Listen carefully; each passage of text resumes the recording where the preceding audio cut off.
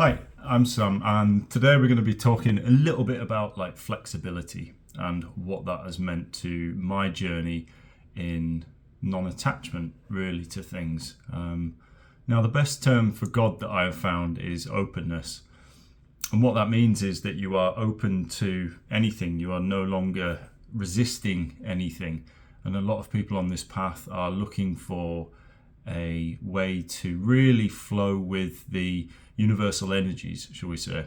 And these universal energies require us at times on this journey to let go. And you will have all heard like surrender.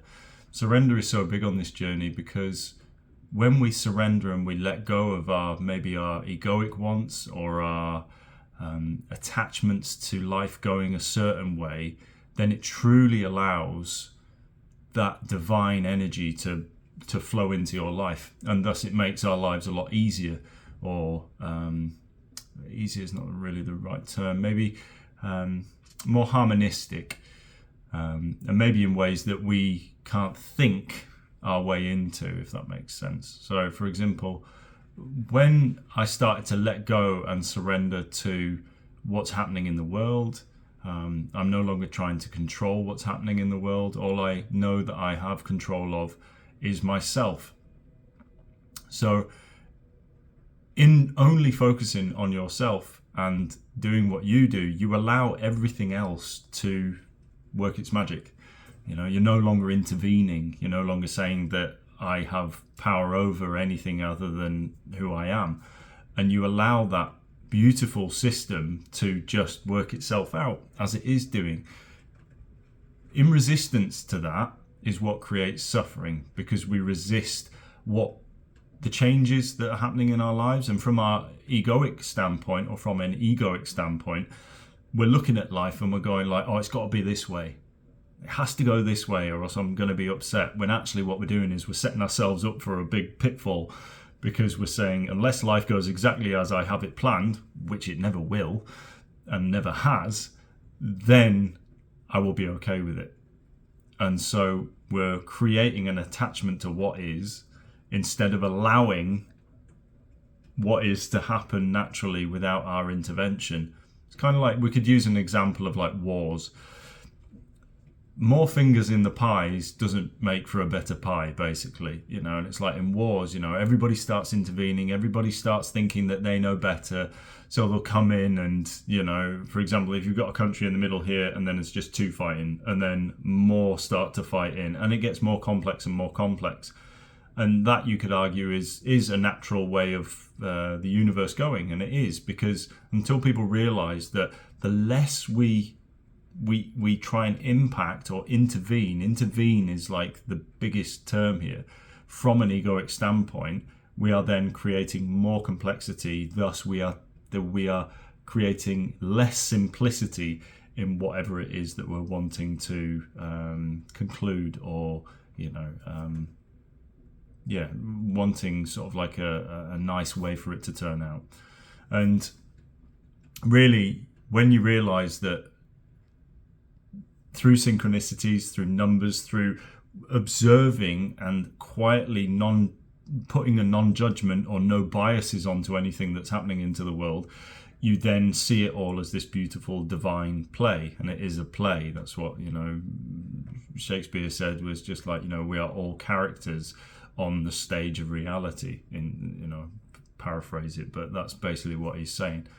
And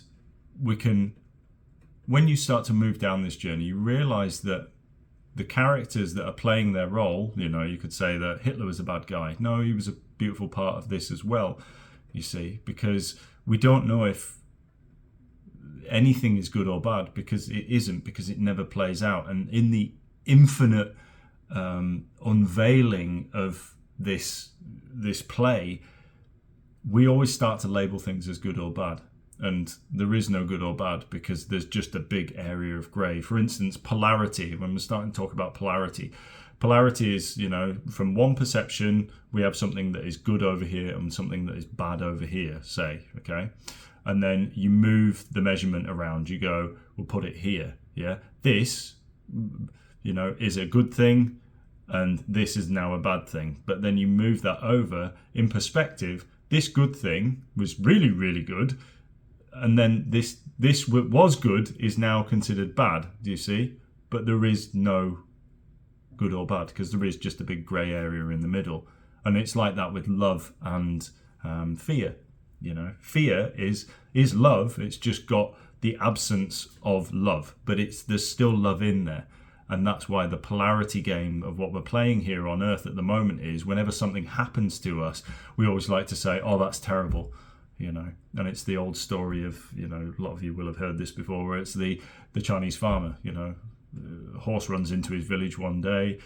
His horse runs away one day, and he's out in the fields working, and all the villagers come around and say, oh my God, that's a terrible thing, isn't it? And he's like, I don't know.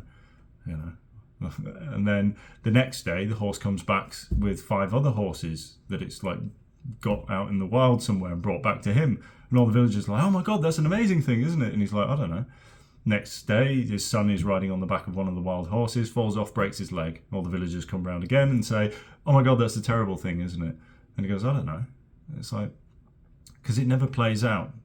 But really, when you step back and back from this example, what we're doing is we're going, there's a divine play at work here that we don't understand and we will never understand. And this is going into like quantum physics as well, because quantum physics states that when you're looking at a certain particle, it changes dependent on whether or not it's being viewed or not. It's called the slit experiment.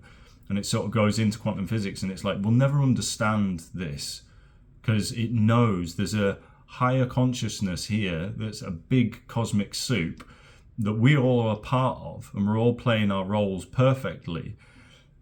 But what it's saying is that, something that we determine as being a horrendous thing to the ego mind is actually a beautiful thing later on down the line, and thusly vice versa.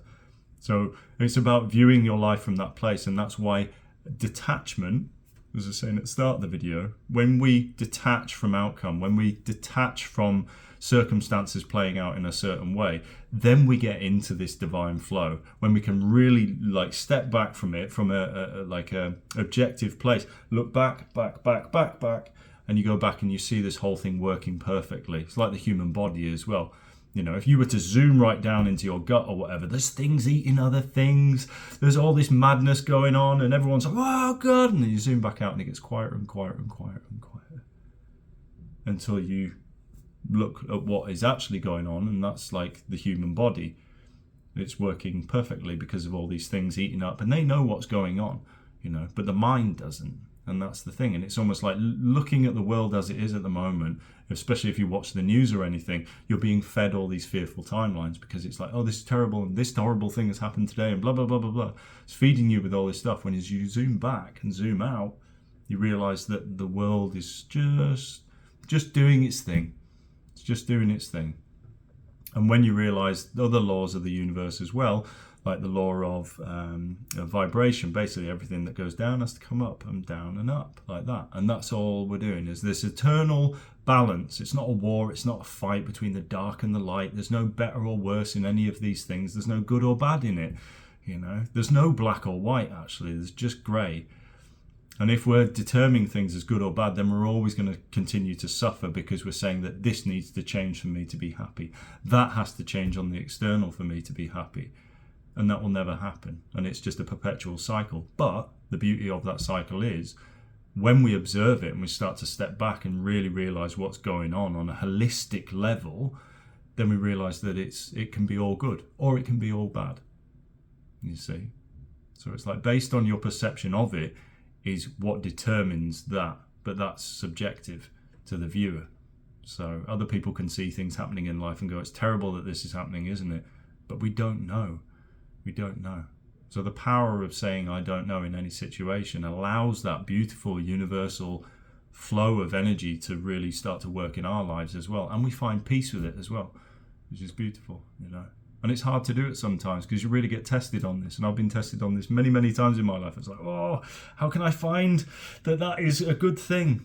But it always turns out that it is, no matter what it is, But if we react to it, and we fall into that trap of labeling stuff as good or bad, then we lose touch with the divinity of what source is really doing here, and everything goes up and down like that, up and down, up and down, up and down all the time. It's just a natural way that we have been, it's a natural law of the universe, so don't worry.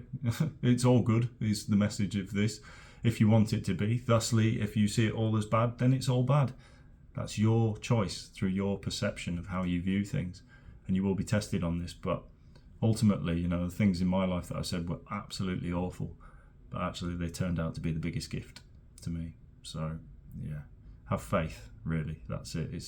It's showing you how to trust. It's showing us all how to trust in this divine thing that's going on, and it's like anything that happens in your life where you are suffering, it pushes you into a place of suffering so that you get worn out of that, and then you can turn around, and that's your choice, so, or some shit. What do I know? Leave comments if you want to, share it around if you want to as well. I'm going to be doing more videos like this, just things that I've realized on this journey that have helped me to just step back, because I could said that there were horrendous things that happened in my life, when actually now I see them as the biggest gift. So that also too is happening in everybody's life as well, so because we're all one. So there we go. All right, well, some shit. Spot on. Toodaloo.